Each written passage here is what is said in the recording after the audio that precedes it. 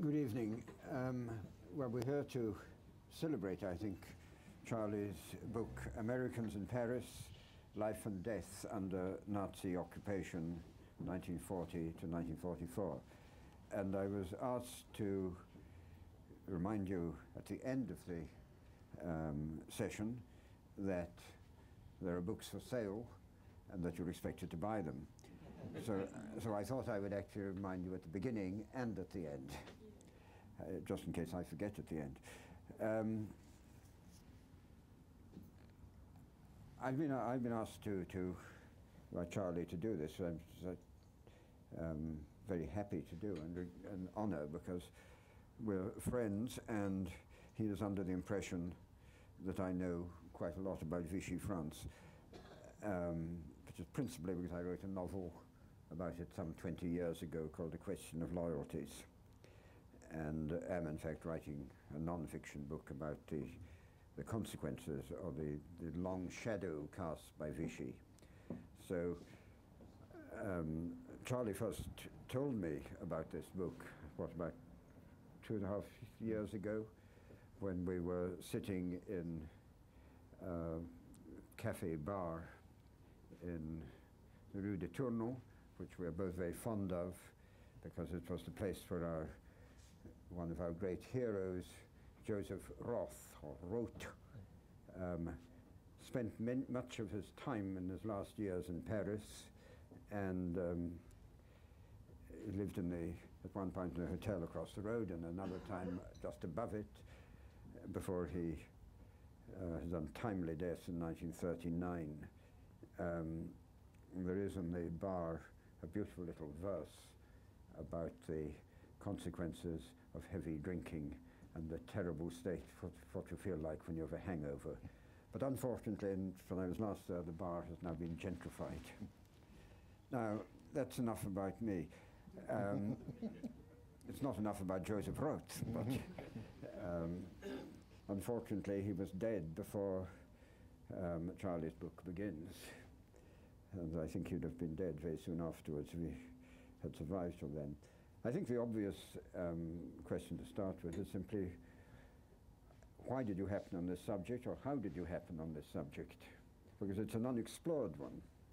There have been memoirs of Paris, Americans in Paris in the 20s, and the 30s, in the 50s, and the late 40s, when people like Richard Wright and James Baldwin were going there. But this is an unexplored subject, so how did you come to do it? Well, I was lucky in that I found the one thing about World War II that hadn't been written, so I could plug that little tiny hole. Also, when I was living in Paris, trying to think of a book to write that would keep me in Paris, because the main goal was to stay on. This was kind of an obvious one, because I am American and I love Paris, and I wanted to do something that kind of combined the two. And I used to see all of those, and I wrote about this in the introduction, war memorials, particularly one in the Place Saint-Michel, to the people who lived in Paris, and some of whom died in Paris fighting the occupation. And wondering, because of all, and you write about this in your novel, A Question of Loyalties, all of the complications of the Vichy years and of the occupation. It wasn't as black and white as film subsequently portrayed it.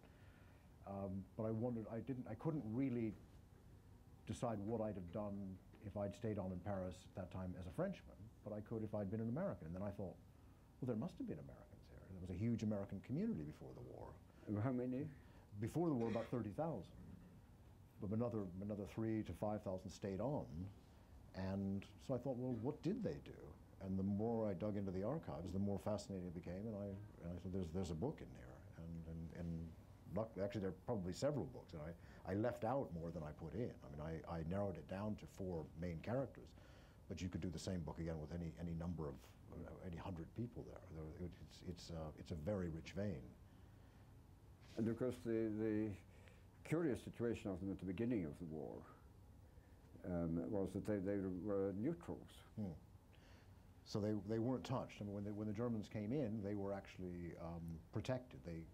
The U.S. Embassy issued several thousand sort of red what do you call them, stickers that you put on the house or your business to say it was American owned, and then the Germans didn't touch it.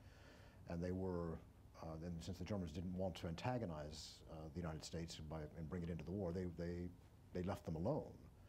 It wasn't until Pearl Harbor that they officially, when Germany declared war on the United States, rather foolishly as it turned out, when they declared war on the United States, that they became enemy aliens. But even then, from December of 1941 until September of 1942, they still weren't touched. They weren't interned. They weren't bothered. They had to report to the local prefectural police once a week, and that was it. But in September of 42, the United States began arresting German citizens in the United States, and the Germans retaliated then by interning Americans in all German-occupied Europe. And it was then that most of them were taken to, either the men to Compiègne or the women to Vitel. And in the beginning, where you have the American hospital and the American library are central in the book. Should you tell us something about them? Okay, well, these two institutions were the major American institutions, along with the American church, the American cathedral in the Avenue Georges V, and the American church, the Low Church in the Quai d'Orsay, were the four main American institutions in Paris. And the hospital had started at the turn of the century and became very important in the First World War, treating American soldiers in 1917, 1918 who had been wounded, and was an important institution because Americans could be treated there for free.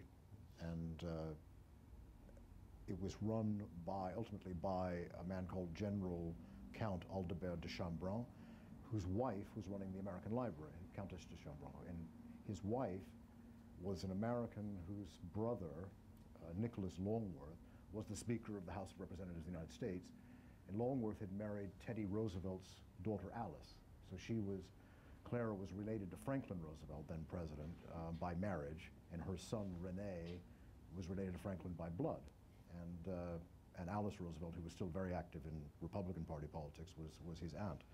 And it was Rene who went off to the United States during the Battle of France to plead with Roosevelt to send weapons to help the French to resist, and when the French were collapsing, then to send those weapons instead to Britain. And he was very persuasive. In fact, he persuaded the Senate Foreign Relations Committee to change its mind about providing aid to Britain. And at the time, was regarded by the British as a great hero. Subsequently, the British disowned him. And then the American hospital stayed open throughout the war, as did the library. The hospital's chief surgeon was a man called Dr. Sumner Jackson, who's one of the main characters in the book, was extremely active in the resistance from the first day, was hiding wounded British soldiers and helping them to escape to Britain. And then subsequently American flight crews who were downed would hide in the hospital, and he would use that same escape network to get them out of France to Spain and back to Britain where they could fly again. So both institutions were rather important. And also the library was rather important because it was the only place people could go and read English language books. And it provided a place for French students to do their research in English language, in English literature, and also just for anybody who wanted a quiet place to go and read in English and not be bothered by the Germans. And what about the Jewish members of the library? The Jewish members were when the Germans took over, they made the library put 40 books on an index, take them out off the shelves, who were some by Hemingway and some by John Steinbeck, some by Jewish writers, and they were told that no Jews were allowed to come to the library. So what the library did is Clara and the other people who worked at the library would take the books to the house of their Jewish members and then take them back again for them because they weren't allowed to come in. And the Chambre had a more complicated position as well because of their daughter. Well, yes, Clara and Aldebert's son, René, was married to the daughter of Pierre Laval. And the daughter-in-law, yes. So effectively, in fact, their daughter-in-law. She was called José Laval, and she was the love of René's life, but it brought the Chambrons and the Lavals very, very close as families, and they saw each other, I mean, every week. They were closer than most in-laws, and this compromised the Chambron family in the eyes of the Allies and in the eyes of the resistance. At the time of liberation, Claire and Aldebert were arrested, subsequently released, but they came very close to being killed. René had to go into hiding for more than a year in the flat, in an empty flat that belonged to a man called Seymour Weller, who was another American who stayed on in Paris, a very colorful character, who ran the Chateau Aubryon winery, probably the best wine in the world, which we unfortunately don't have here tonight. I can't afford it. And Weller hid them there for a year. Weller himself stayed on in France after the war and was elected mayor of the village where he lived. It was quite unusual to have an American mayor of a French village, but yes. he was very rich, so he subsidized just about everything in the town. You know, but Laval comes out of your book rather better than he does for most histories. Well, yes, I mean, he's not as easy a character to pin down as I read him originally in history. Yes. When you read his own explanations and those in his immediate vicinity of why he was doing what he did, he played a role rather similar to someone like Mahmoud Abbas in Palestine, who makes terrible concessions to the Israelis all the time. And the Israelis then give him a few prisoners from prison. Well, that's what the Germans were doing with Laval. There were 1.58 million French prisoners of war, which meant France had no manpower.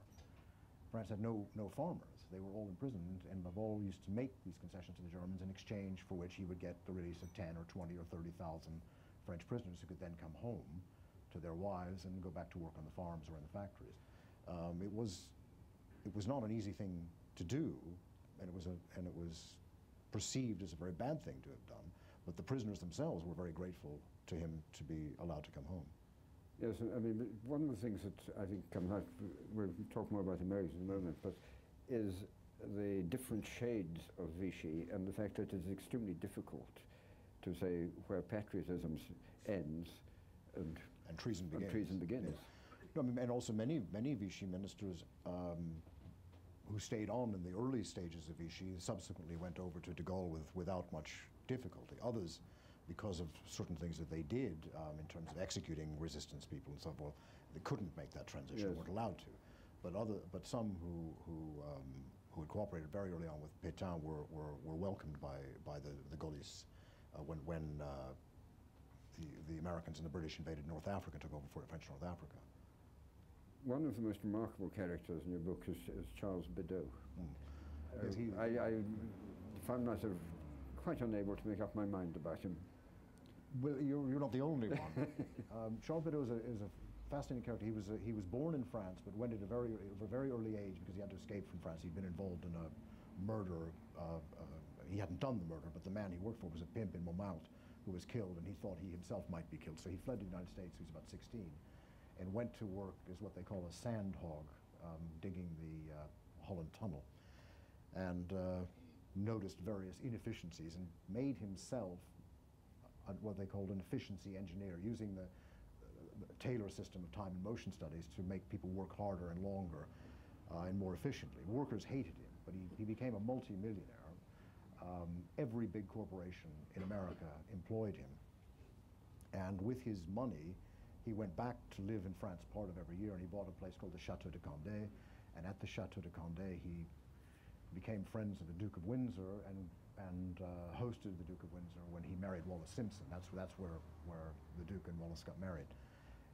When the war came, he originally worked for French armaments factories to try and improve French efficiency, to be able to match Germany's firepower, but started much too late to do it. He tried to persuade the British Army to standardize its equipment with the French to make battlefield resupply much more effective.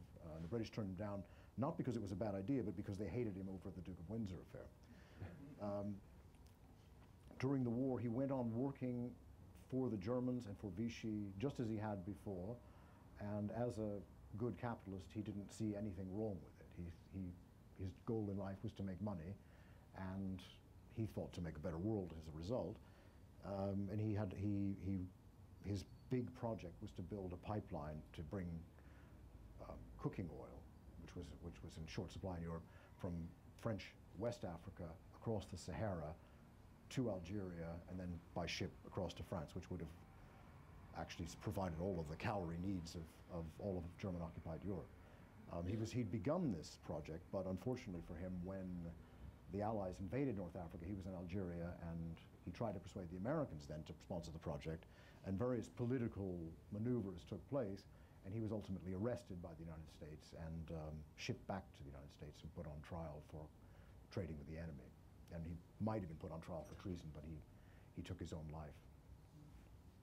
Yeah, I mean, his point about it is he gives the impression of being also an idealist. Well, many businessmen do. I've never figured that out. Really. Yes. Everything he's a capitalist and probably a crook.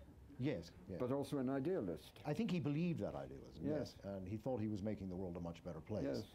And this dream of feeding Europe with African peanut oil through a pipeline was, I mean, quite idealistic in some way.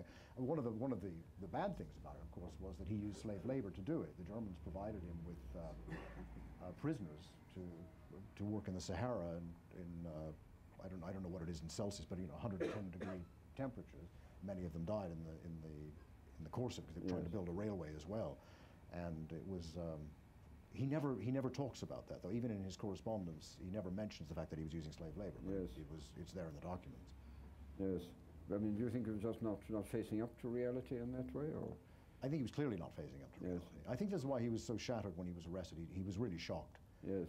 Because he'd been very close to the Americans. He'd been one of the main sources. Robert Murphy was the primary American diplomat in France and in North Africa. He was Eisenhower's personal representative, and he was Roosevelt's personal representative.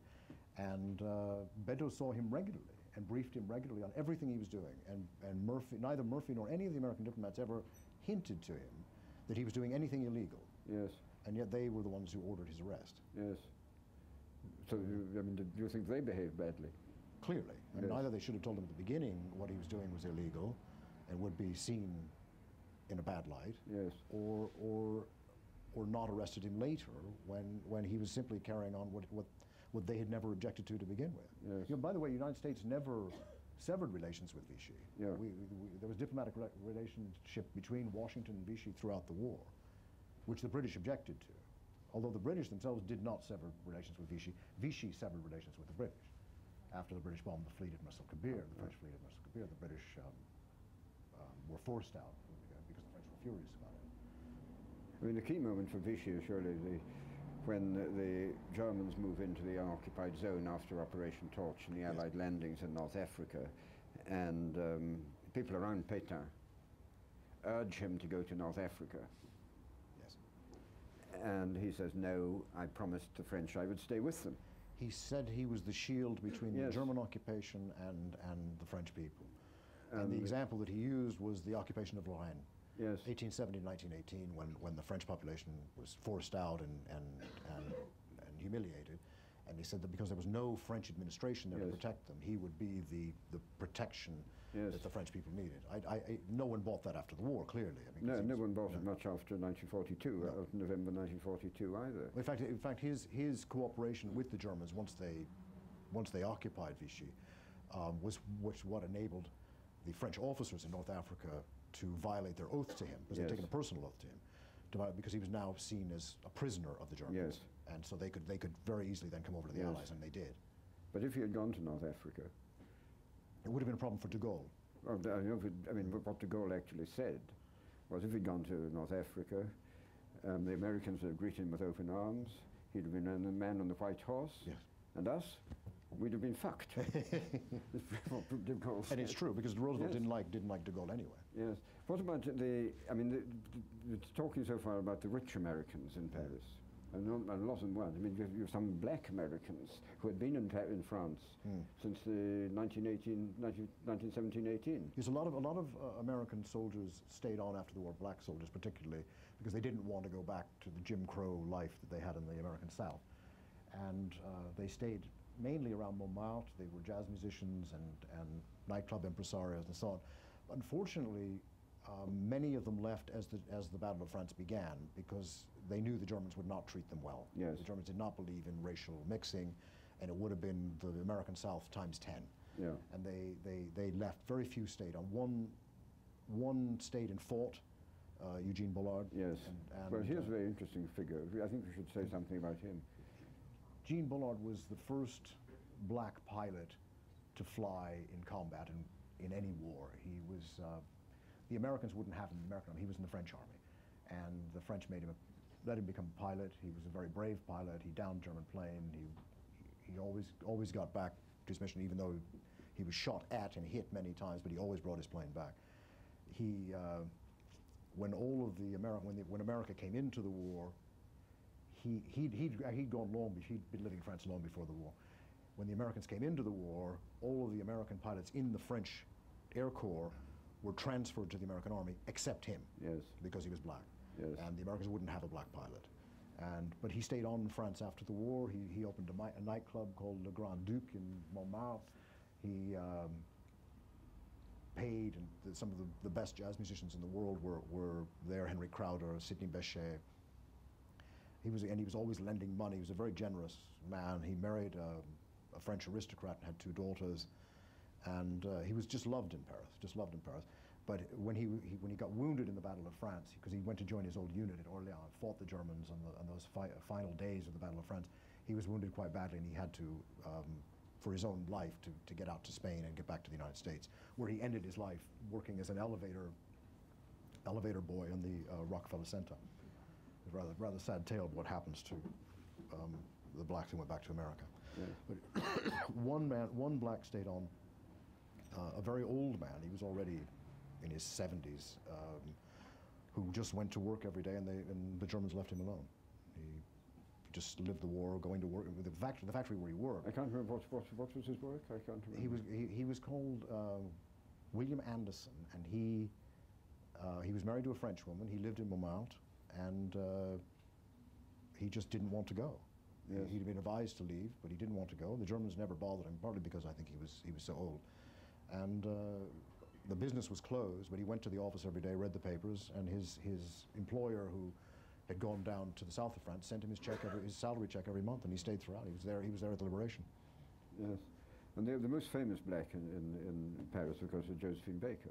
Josephine Baker didn't stay in Paris, yes, but she was working for French intelligence up until the Battle of France. Yes. And then after, she fled to the countryside during the Battle of France, went back to her chateau, and there she was contacted by the nascent resistance, former intelligence officers, and she used to smuggle reports out, intelligence out, hidden in the sheets of her music. So she would go and play in a concert in Spain and Portugal. She would take these papers out that spying on the Germans, and take them out to Spain and Portugal, get them to British intelligence that way. And she also used to smuggle out resistance leaders as members of her band, although they couldn't play any musical instruments. But she stayed, then she went to Morocco, and she was in Morocco when the Allies landed, and then she entertained the troops there. Mm. She was highly regarded. She went back to France after the war, and she was much loved and honored in France. And they go back to the hospital and the Jacksons and their resistance work, which begins very early, almost day one. There were people in the hospital, yes, who wanted to get out of the country, British soldiers, and one American spy, and Jackson organized a network to enable them to get out safely, and none of their people were captured. And there's an extraordinary story of them, of a teenage son, yes, being with his girlfriend, I think, isn't it? Well, a girl he met. Yes, yeah, a girl he met, being sent to take photographs. Saint-Nazaire. Yes.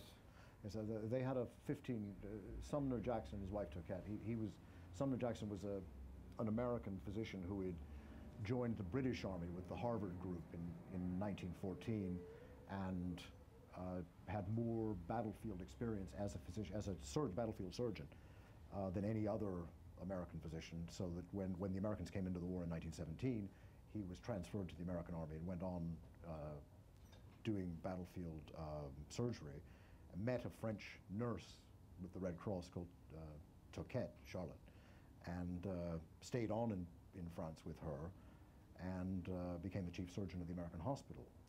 They had a 15-year-old son, Philip, who during the war was assigned by the resistance, because he was a young boy and they thought he could get away with it, to go to the forbidden area along the coast around Bordeaux and in Saint-Nazaire. And at Saint-Nazaire, the Germans had their main submarine base, which had been bombed repeatedly by the Allies, but they hadn't made a dent in it. So they got Philip to go there with a little Kodak camera. He went to stay with a family that his family knew, and they had a daughter the same age, a 15-year-old daughter, and so the two children went into the town, but her father, just before they went into San Jose, the father found a camera and seized it from the boy and said, you're not allowed to have cameras here, and if it's found on you, will all be shot. So they went in without a camera, so it was quite useless. So they went back to the house that night from San Jose, and the girl stole the camera back from her father, snuck into the boy's bedroom, spent the night with him. They went with the camera the next morning. He climbed up to the top of the church spire and took pictures of all the submarine bays, and the pictures were smuggled back to London, and it was used as intelligence for the next bombing run, which was successful. It was quite an extraordinary story. It was very brave. I mean, very brave. Very brave. Yes. But unfortunately for the Jackson family, they were denounced just after the Allied landing, after D-Day, as the Allies were coming to Paris. Who denounced them? Was it known? There was a raid on a resistance house, and they found letters. Yes, yes.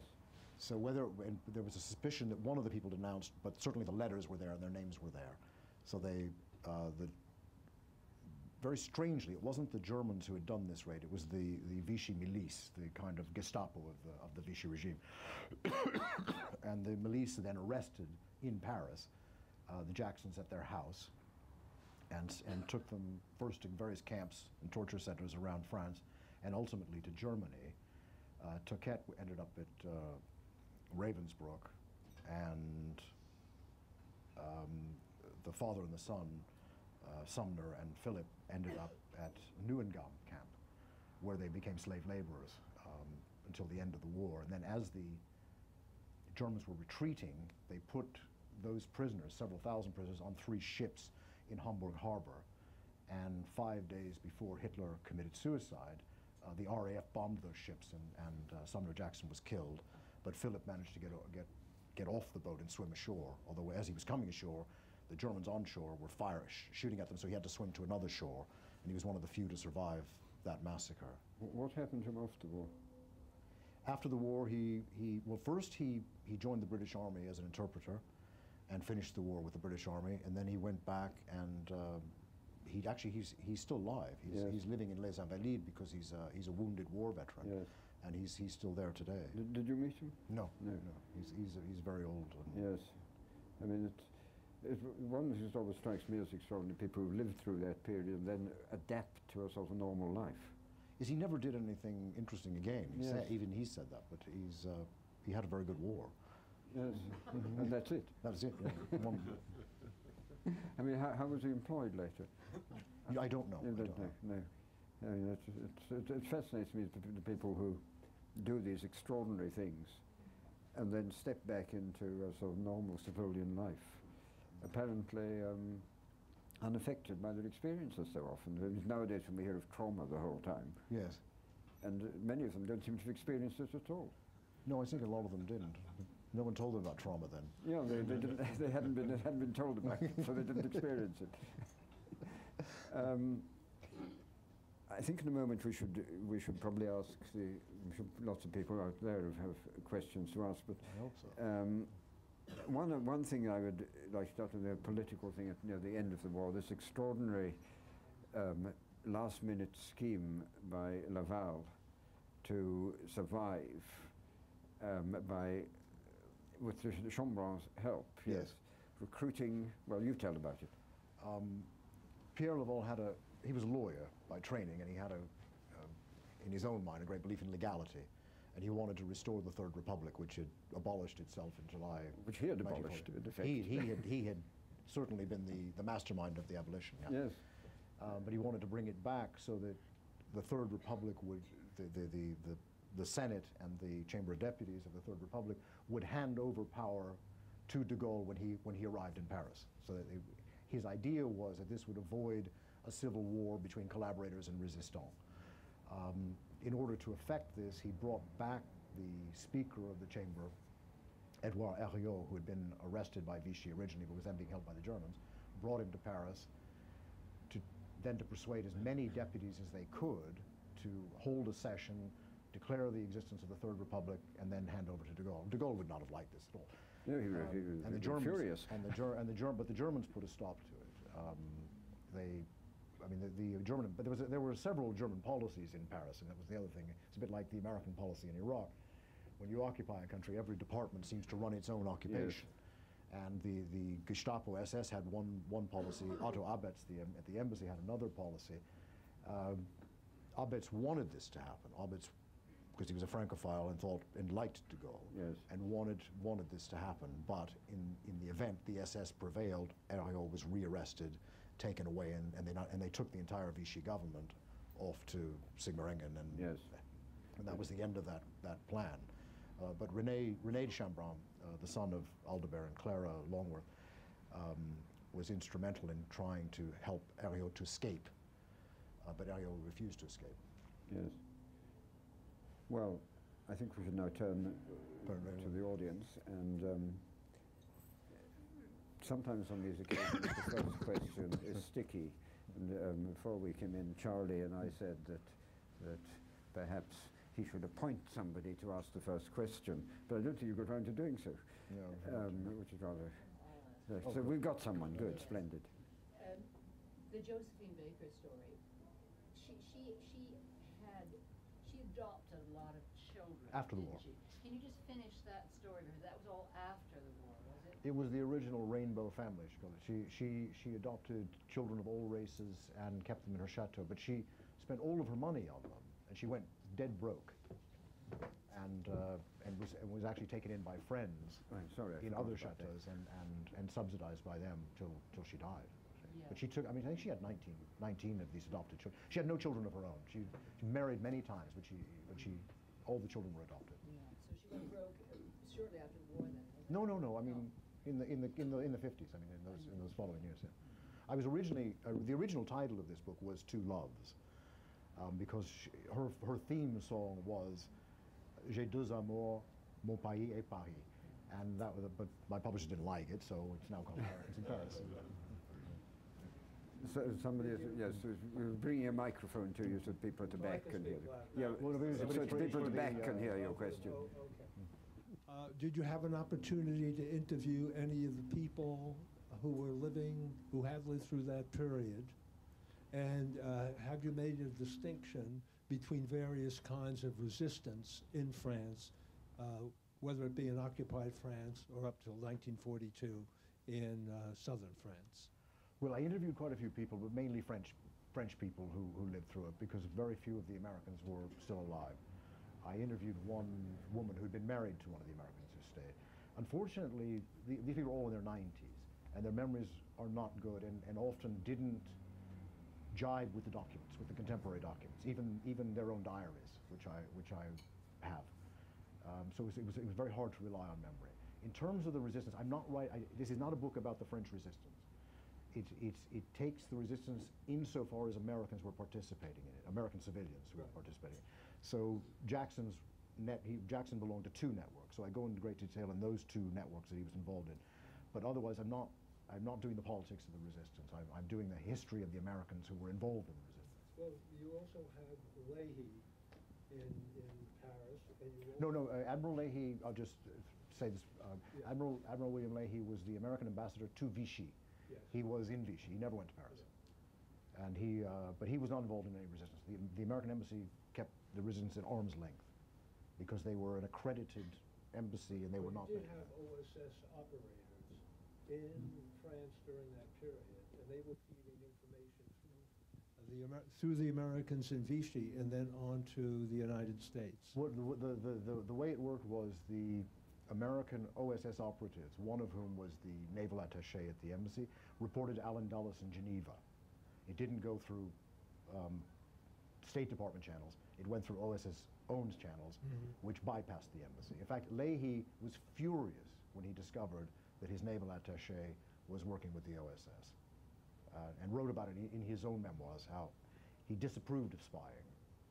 Did you, just one final question, did you come to any conclusions about why the people who were American stayed in Paris after the Germans occupied Paris? Well, everyone had his own reasons. I mean, there were a big community, and some stayed because they were married to French people.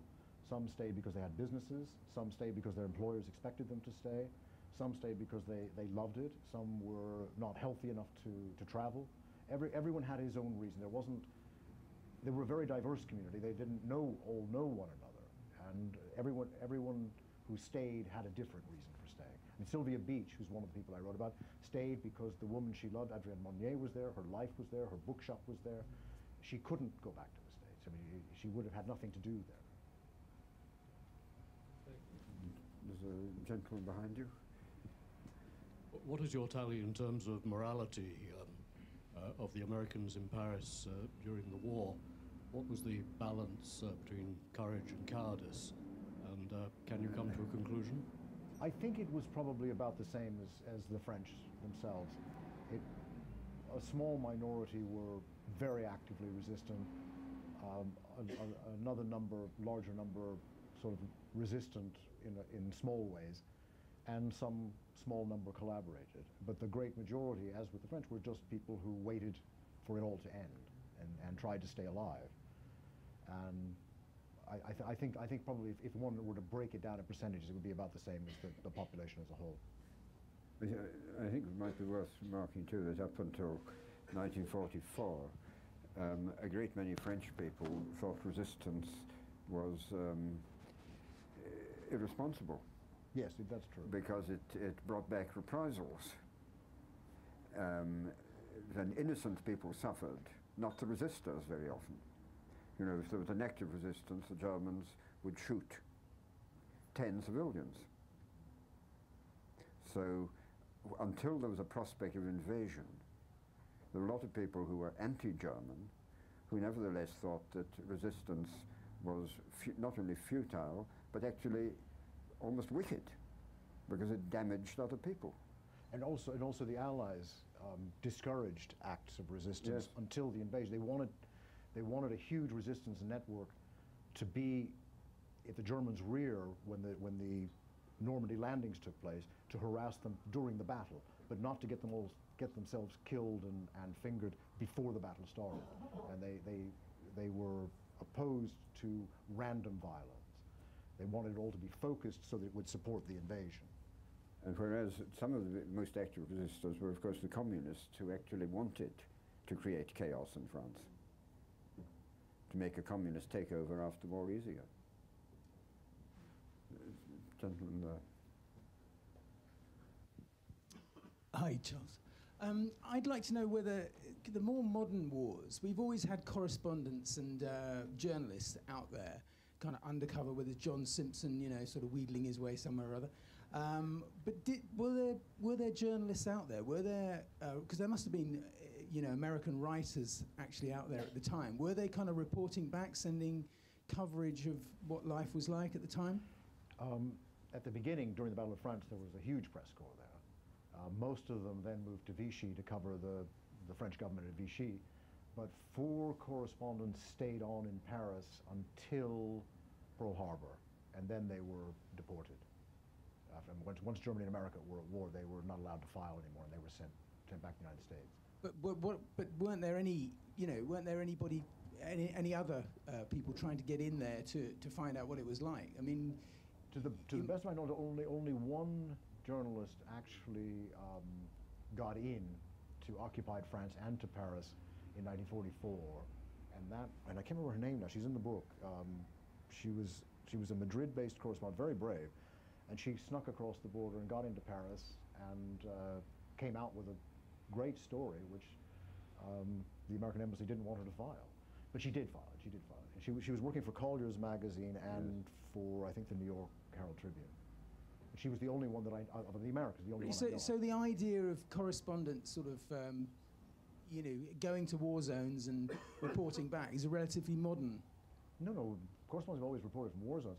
It's just whether you can be based in an enemy capital and be allowed to function. You couldn't.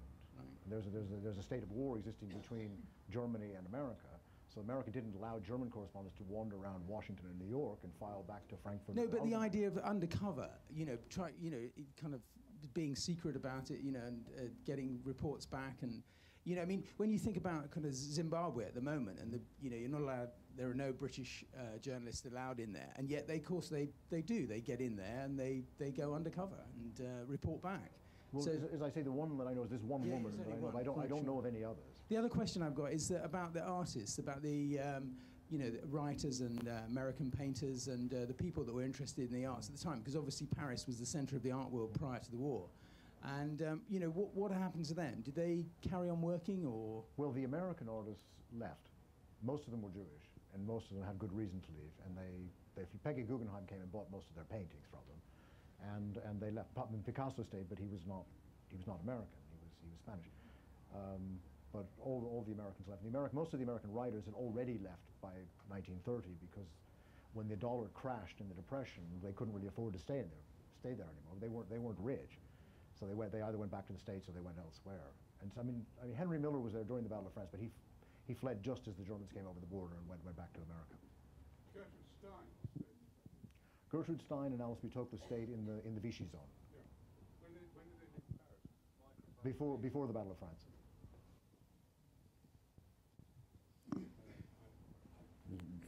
There's someone there.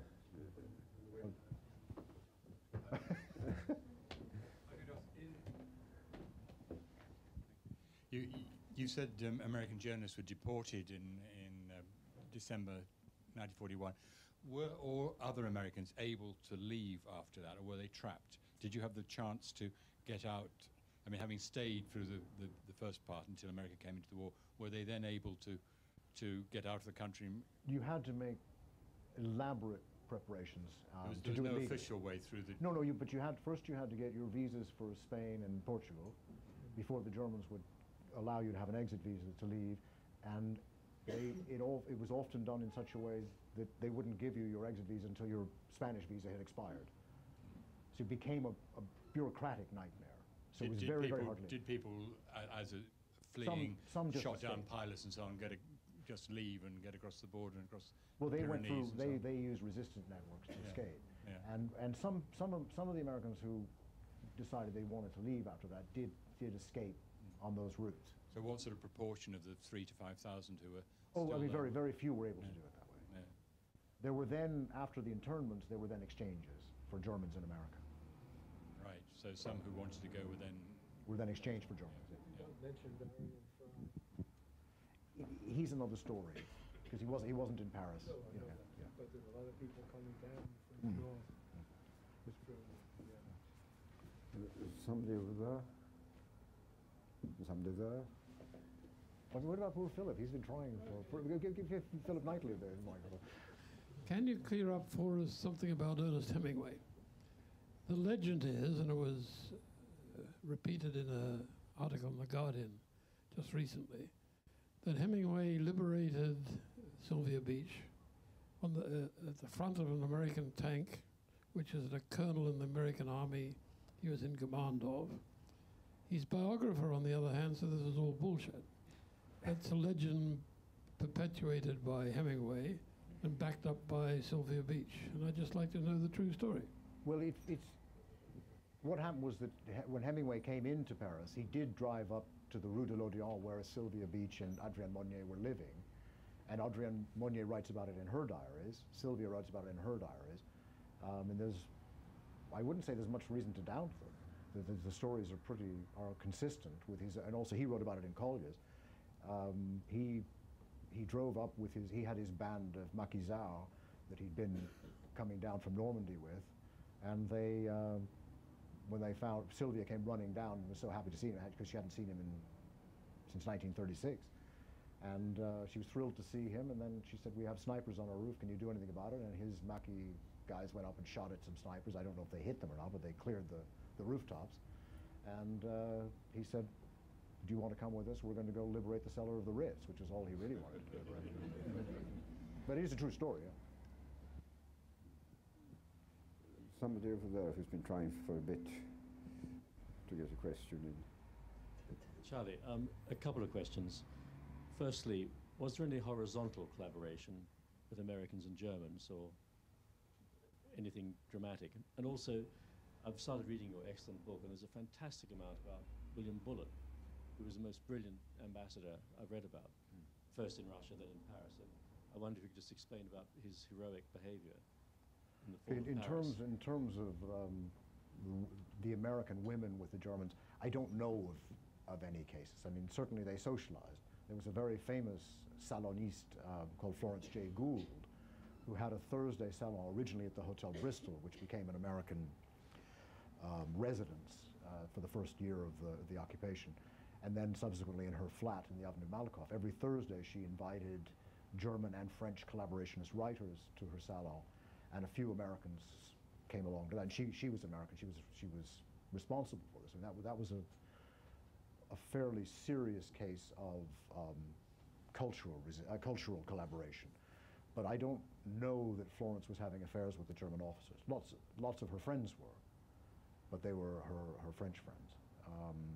So I don't know. William Bullard, to answer the second part of your question, William Bullard was the American ambassador in France in 1940, who fought very hard in Washington to get help for France and to get, actually Bullard probably wanted America into the war earlier than it got in to save France. He loved France. He grew up part of his childhood in France. He was a very cultured and decent American grandee and a very colorful character.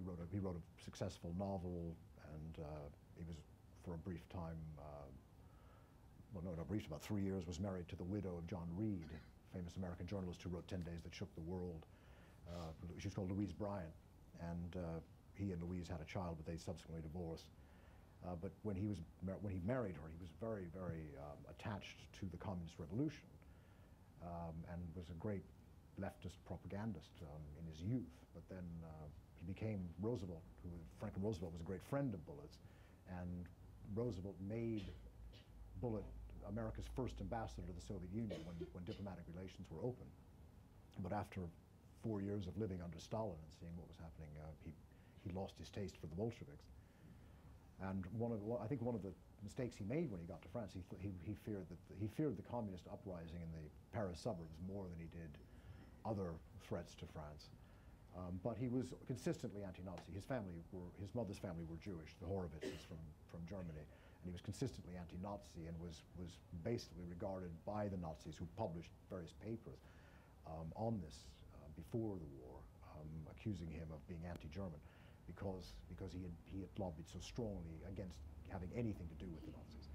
And he was trusted very much by the French, so much so that when the French army withdrew from Paris and wanted the city declared an open city, a city that would not resist and would not be destroyed, they appointed Bullard as their representative. So for 48 hours, the mayor of Paris was the American ambassador.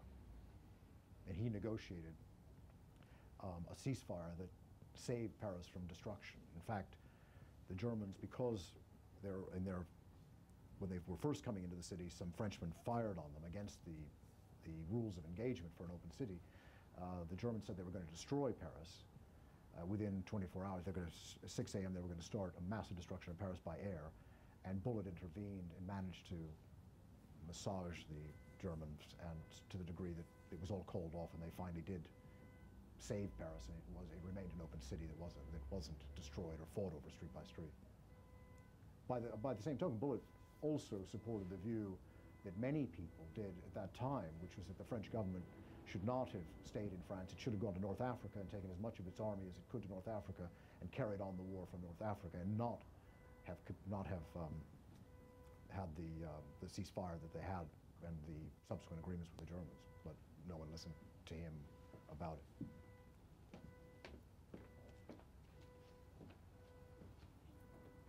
Yes, someone at the back there. I'm just interested in what archive materials you drew on for the book. Well, luckily, it's a very rich field. The American archives at College Park, Maryland, are fantastic. I mean, all the military records, civilian records for the period are there. In addition to which, the French National Archives are very good, and even more to the point, all of that generation of Americans in Paris were literate and wrote lots and lots of letters and kept diaries. I think it's wonderful. There's just no end of material. I was very, very lucky in that regard. I mean, if Paris were occupied today, I'm not sure we would have a lot of letters lying around that we could read and know what people were doing. We have to rely on their text messages, I suppose. Where were the archives? You said universities? The main archival source, the American National Archives at College Park, Maryland, the French National Archives, and then most of these people, in the Americans anyway, left their own papers to their university libraries. So there are Sylvia Beach papers at Princeton, and a woman called Pauline Avery Crawford left all her papers at Smith College, and they're just masses of material. Not all of it is even cataloged yet, but there's more than you need to know what was happening.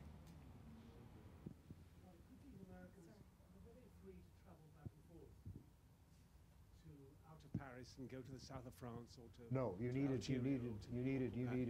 an Ausweis from the Germans to cross the line of demarcation between the north and the south. And then come they back? were very hard to get. Well, I mean, Charles Beddoes, for example, because he had the Germans to stay at the chateau and he was on good terms, he had a permanent Ausweis. He could go back and forth. He was also doing projects on both sides, and he also had an Ausweis to fly back and forth between North Africa and France.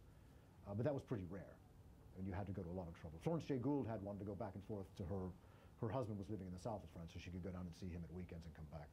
But unless you were close to the Germans, and very close, you wouldn't get that. Was this happening to America? Was it the same for Americans living in other cities or towns? In France? Yes. Yeah, they all needed Ausweises. Anyone, French, American, Spanish, whatever you were, you needed special passes to go from one part of France to another, yes. Saigon? Well, that was in Japanese hands by then. Somebody at the back there would like a question. I wanted to talk to you about the American awareness of genocide in Europe at the time. I'd read that the international, was it the ICRC or the International Rescue Committee were aware of the camps but didn't want to jeopardize their relationship with Hitler so they could carry on operating. Was it generally known among the Americans in Paris that it was going on? That what was going on? Genocide of the Jews in... I think it was known among the Americans as much as it was among the French. Certainly by 1945 it was known, but by 1940 it wasn't known. I mean, they were aware, and Sylvia Beach in particular, because she had probably more Jewish friends than most people, was aware that her friends were disappearing and and everyone was aware of what was happening at Drancy, which was the main staging post. They knew they were being forced to the east. What happened to them once they got there, I don't know the degree to which people were aware of it. I mean, in terms of the civil war, because it wasn't published. You know, the French press was all controlled by the Germans. Somebody here? I'm wondering, were there Americans who were not only collaborators out of self-interest, but out of sympathy for Nazism? There were some who were traitors, yes, but they went to Germany. Some of them did broadcasts for the Germans, and some actually joined German SS. But there were very few, very few. But of the American Parisians, I don't know of any. I think those people who were sympathetic to Nazism would have lived in Berlin rather than Paris. And also, a lot of Americans, you have to remember, the reason they went to Paris in the first place was to escape social conformity in America. They went in the 20s to get away from prohibition. They went in the 20s to get away from censorship. And if they were African American, they went to get away from racism. And so Germany was not the place to go to escape these things.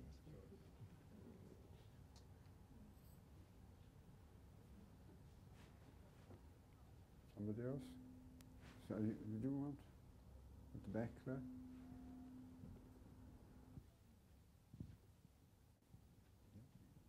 Ah, yes. I'm just thinking of one American who had been in Paris in the 20s and 30s, Lee Miller, who came back and photographed. Do you know at what point she came back, or was it? She came back after D-Day landings. She came as a war photographer. And how many of her set, the artists and photographers at that point came back? I think she was the only one because she was a war correspondent. The others were artists. She came back, and then she had the famous photograph taken in Hitler's bathtub. But she came through France on the way. I mean, she did a lot of photography in France on her way to Germany.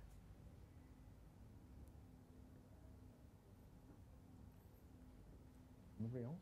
Peter? I mean, somebody else? My children are here. They could ask Lonnie? What was your experience of writing the book? Well, now that you've written it, what have you come away with as an American in Paris? Well, the affection for Paris increased, if that was possible, and I think I learned a lot about the subtleties of that period. I mean, it wasn't as black and white as I'd been taught, and it was a very hard thing to know how one would react in those circumstances, faced with a military occupation. And a lot of it would have to do with how old you were, how worried you were about your children being taken off to a camp because of something you'd done, your own beliefs, whether you thought it would be better to wait and see what happens. I mean, one would like to avoid collaboration in principle, but could you do it? I mean, every time you wanted to go anywhere, you had to get a pass, you had to apply to the Germans, you had to talk to a German policeman across the street. I mean, at little daily levels, you were collaborating. At other little daily levels, you know, and then one fascinating thing, just a simple act of resistance. Whenever the metro train stopped at the Georges V metro station, everybody who hated the Germans would stand up for the British, for George V, and stand up, and then when it left the station, they would sit down again. So little acts of resistance counted for some. I'd like to think I would at least have done that. But you don't, I don't think we should all assume we would have been great heroes in these circumstances, or that we would have necessarily been terrible traitors either. But to understand the period, it's come in Allan's novel, A Question of Loyalties, this whole thing of what do you do under these circumstances. Remember, the Vichy government was a legitimate government. The Third Republic abolished itself and handed power legitimately to a general, a dictator. It was wrong, but it was legal. So what do you do? The whole civil administration stayed and acted in accordance with the legality. Was it wrong? Well, some of the things they did were clearly wrong and immoral, but was it wrong to stay on the job, or should they have all just walked off and let the Germans run it? I don't know. I mean, it's... I think one thing that comes out from your book very clearly is that attitudes and ideas changed throughout the war.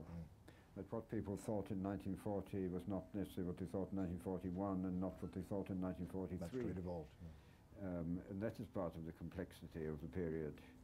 I mean, Sylvia Beach was interned at Vittel. Sylvia was very anti-Nazi, and she made a point of going through the streets of Paris with her Jewish friends in their yellow stars, no matter what people said or did, and made a point of being with them and picnicking with them. And she was interned at Vittel, but she couldn't stand being interned, and she did everything she could to get out. And she was released through the good offices of a Vichy minister who was involved in rounding up Jews and killing them, and she had to go and thank him for letting her get out of her internment. So these are not easy things. They're not easy decisions. She was a very brave woman, Sylvia Beach, but she wanted to be back in Paris, and the price she paid was she got help from someone she didn't approve of at all, but she had to say thank you to him. It killed her to do it. We know about this because Adrienne wrote about it. In her own memoirs, she never referred to it. Do you think she was ashamed of it? She was ashamed of having to go to him, to Benoît Machin, and thank him for getting her out. Yes. So she never admitted it. But we know from Adrienne's diaries that she did. Yes, yes. Charlie, on this ambiguity of where the line was drawn, I just wondered if you came across the spoor of François Mitterrand at any point in this story. I do know about it, but not for my book. I mean, he didn't seem to interact with the American community at all, and he was down in Vichy anyway. My story isn't set in Paris. I mean, there are some tangential things in Vichy, but it's almost all in Paris. But Alan's writing another book about that, which Mitterrand will figure largely, so you can wait for that. Are you writing a novel? No, this is a non-fiction book. Because I was there during the war. Yes.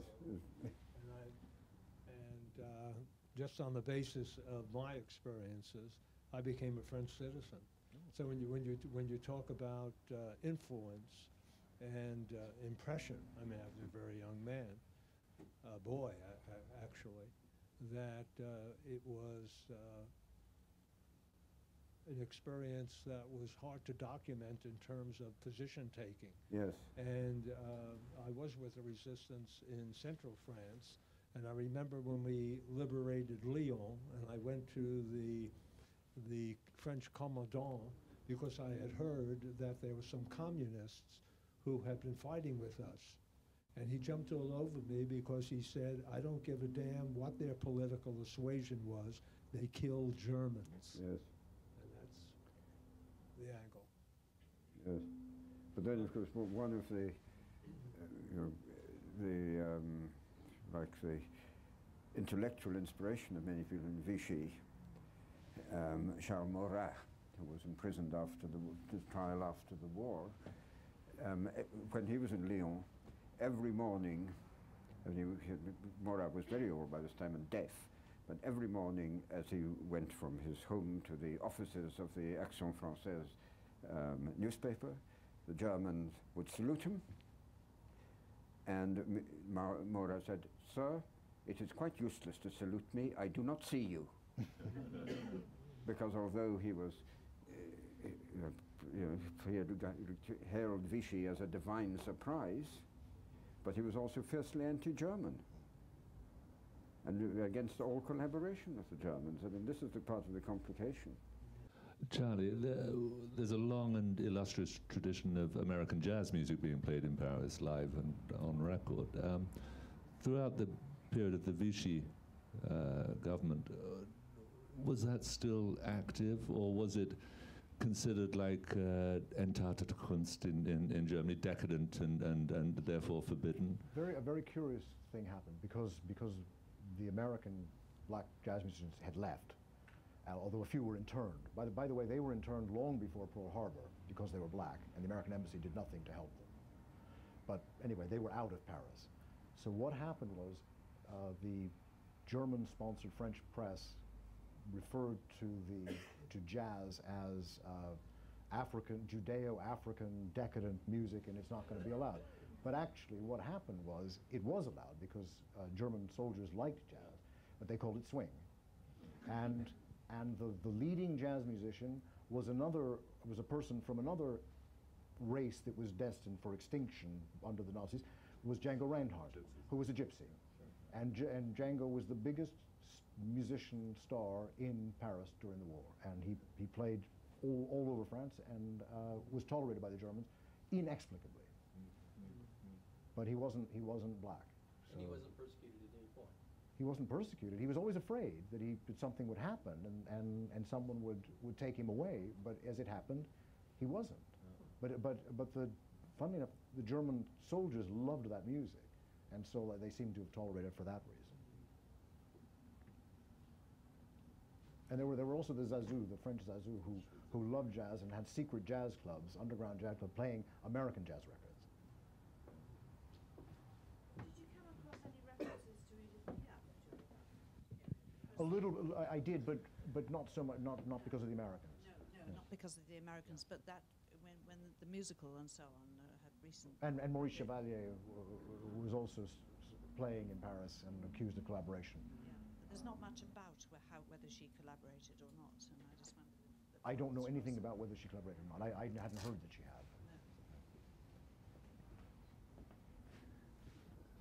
had. Following on from the point about jazz,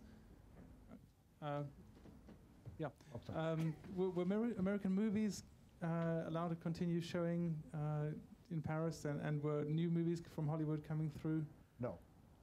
The American films stopped being shown shortly after the occupation, even before Pearl Harbor, and all films had to be approved by the Germans. They were all subject to censorship, and films were either German films or German-sponsored French films. And that was. But there were a great many French films made. A lot of French films made, but under German sponsorship. Yeah, les enfants de paradis. Yes, well, Les Enfants du Paradis and Arletty who had been imprisoned for horizontal collaboration, had to be released to finish the final scenes in the Les Enfants du Paradis, and then back back to prison at night. But she did end up marrying her officer. Yes, she did. Yes. What you have heard merely scratches the surface of this very rich book, which is full of detail. I confess that I have only read it so far in page proofs and on the screen, and I'm looking forward to reading it properly in a book, because I don't like reading page proofs and I hate reading books on the screen, but I was so fascinated by it, and I mean, as I say, we've only just touched on it, and the way in which the different threads of the stories, because there are hundreds of different stories in this book about, hundreds of different people. I think you probably have to keep checking the index to see who you're talking about sometimes. But in the way that these different stories are kept going, that you are going with one set of people and you leave them, and then you come back to them later. And it's a necessary way to do it, because that is the only way to maintain the chronology. And I think it's a remarkable achievement, and I don't think there are enough books there for everybody in the audience today. But, so you'll have to be very quick. And there you are. Thank you very much, Charlie. Thank you.